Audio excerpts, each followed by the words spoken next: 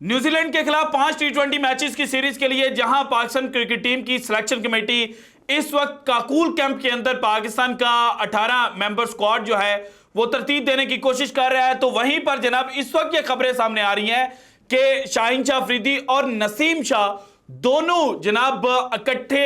किसी मैच के अंदर खेलते हुए नजर नहीं आएंगे। यहां फिर यह कहा जा रहा है कि जनाब वर्कलोड मैनेजमेंट की वजह से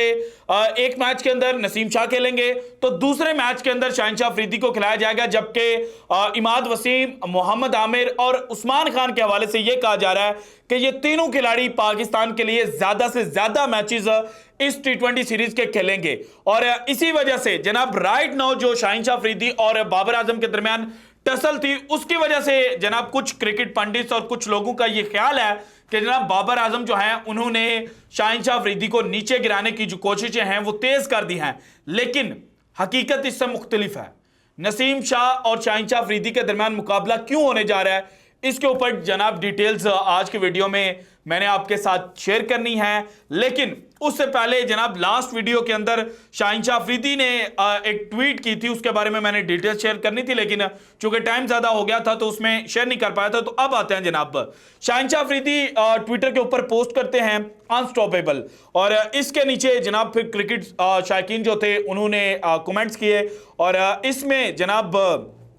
जो अली रिहान हैं उन्होंने कमेंट करते हुए लिखा, wake up to the reality, हकीकत का सामना करें। Ever since you got married you are pretty much stoppable, you remind me of a speed breaker. जब से आपकी शादी हुई है आप स्टॉपेबल हो चुके हैं, आप रुक चुके हैं। ये अली रिहान साहब ने कहा। इससे आप इख्तलाफ भी कर सकते हैं, इत्तेफाक भी कर सकते हैं। अगर जनाब जो भी पॉइंट ऑफ व्यू है आपका कमेंट सेक्शन के अंदर लाजमी बताइएगा। इसके बाद जनाब एक और सारिफ हैं एबीडी, उन्होंने जनाब कैप्टेंसी से हटकर और ख़तरनाक हो जाऊंगा, इमरान खान का जो जनाब वो तस्वीर है उसके ऊपर शाहीन शाह अफरीदी का चेहरा लगा दिया। इसके बाद बख्शेर नामी सारिफ लिखते हैं, focus on your bowling, don't consider yourself a batsman, don't listen to what Shahid Afridi official advises you. अब जनाब ये डायरेक्ट अटैक हो गया। इसके बाद जनाब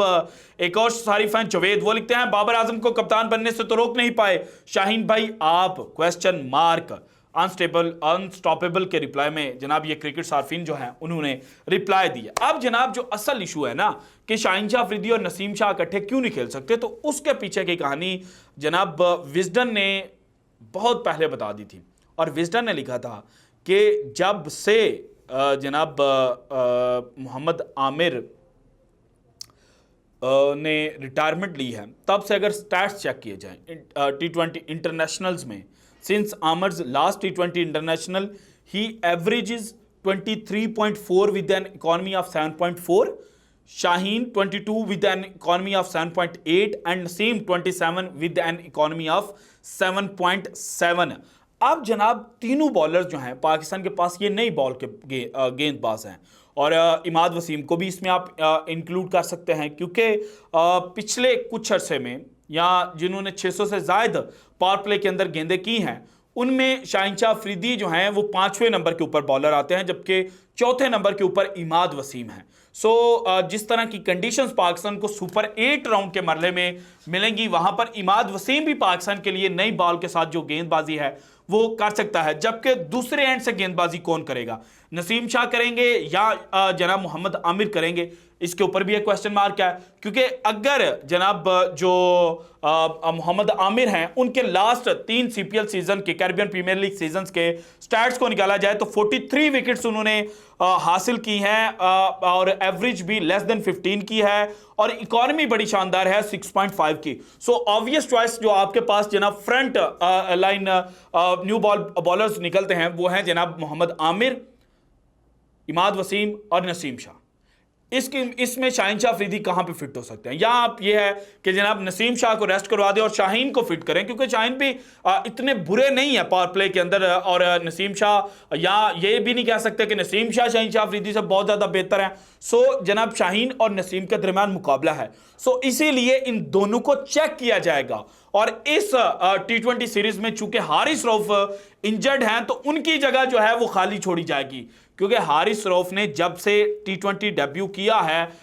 जनवरी 2020 से लेके अब तक जो बॉलर सबसे खतरनाक जनाब टी20 क्रिकेट के डेथ ओवर्स में साबित हुआ है वो जनाब पाकिस्तान का premium fast bowler Haris Rauf है। लोग उसके ऊपर तनकीद करेंगे, उसको क्रिटिसाइज करेंगे, ट्रोल करेंगे, उसको टेपिया कहेंगे, लेकिन हकीकत यह है कि जनाब 49 विकेट्स हैं डेथ ओवर्स में हारिस रऊफ की 2020 से लेकर अब तक, और जिस बॉलर की सबसे बेहतरीन इकॉनमी है 8.02 की, उसका नाम भी हारिस रऊफ है। बाकी कोई बॉलर जनाब हारिस रऊफ के नजदीक तरीन नहीं है। सो इस वजह से पाकिस्तान क्रिकेट बोर्ड ये सोच रहा है कि जनाब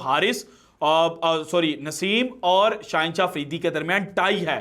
और इसी टाई की वजह से जो शाहीन शाह अफरीदी हैं उनसे कप्तानी भी ली गई कि आप सारे मैचेस तो खेल नहीं सकते। सो इसी वजह से जनाब ये फैसला लिया जा रहा है। इसमें बाबर आजम के या पाकिस्तान क्रिकेट टीम के या जनाब सेलेक्टर्स के खिलाफ बोलने की कोई जरूरत नहीं है, क्योंकि कुछ लोग ये कह रहे हैं कि जनाब नसीम शाहीन शाह अफरीदी के साथ जो किया गया है इसमें पाकिस्तान के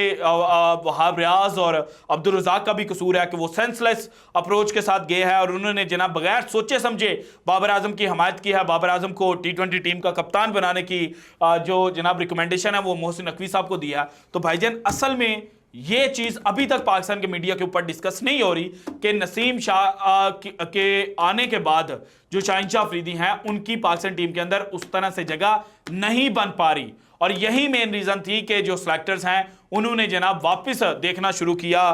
जो पाकिस्तान के पास जनाब दूसरे